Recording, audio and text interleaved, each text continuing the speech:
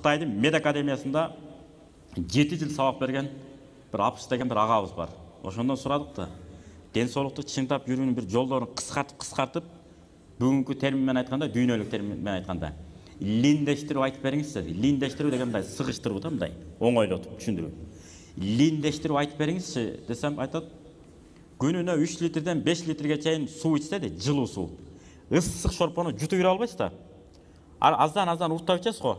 Ошол сыяктуу жылуу сууну улам урттап жүрө берсеңиз, жылуу сууну урттап эле жүрө берсеңиз, 1 литрден башташ керек. Анан 2 литрден 3 литрге жетип алсаңыз, Кудайдын берген экен. Мына фармацевтке, аптекаларда эч ким каттабай калат экен да, Кудайдын буйругу менен. Эч ким жолобой калат экен. Туура эми биринчи жума, экинчи жума кыйнайт экен, улам дом культурага каттата берипчи. Ишти тазалайт да. Улам ошо ДКга кароолчу болуп каласыз. Улам чуркап бара берет. Эми биринчи кыйын болот. Анткени иштеги шлак баарын кетирет экен Кудайдын буйругу менен. Болду. Чекчейип, мына баштагы майлар бар го. Ушуларда эрийт экен. 60 размерде баш кийим кийсеңиз, бара-бара 50 жөтү кийип калат экенсиз. 65 кийсеңиз, 60 кийип калат экенсиз.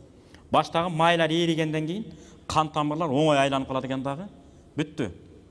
4 саат, 5 саат уктап коюп, анан чекчейип тура берет экенсиз. Не иш кыла калсам, не окуй калсам, кайсы ишке кирише калсам деп. Мына ушундай экен.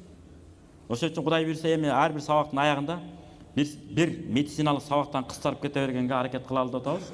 Анткени даяр бизде китептер бар. Ошолордон улам айтып берип турабыз иншалла. Кудай буйрса. Бүгүн ушуну айттык, кийинкиде да улам кошуп турабыз Кудай буйрса. Илгерки аалымдар элдик медицинаны да мыкты өздөштүргөн экен. Анан кийин эле азыр сайыз убагында ушундай көрсөтүп койду молдокелер. Молдоке дегенде эмнени түшүнөсүз? Колуна пакет көтөргөндү гана түшүнүп калганбыз. Пакет көтөрүп урдуруп кетип атканчы. Нике кыйып кетип атат же жаназа окуп кетип атат, ушундай эле түшүнүп болуп калган да. Болбосо илгерки аалымдарыбыз, молдокелерибиз мен деген кадрлардын баарын өстүргөн. Бардык жагынан өстүргөн. Мына тарых калп айтырбайт. Дайыма эле айтып келебиз.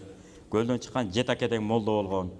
Мынактагы Нурмолда аталарыбыз бүт баары аалымда болгон, молдода болгон, элге да кызмат кылган. Мен деген лидерлерди даярдашкан ошолор. Мына Ишенал Арабаев, булардын аталары да ким болгон? Кочкордон чыккан молдо кылыч болгон. Дагы толтура.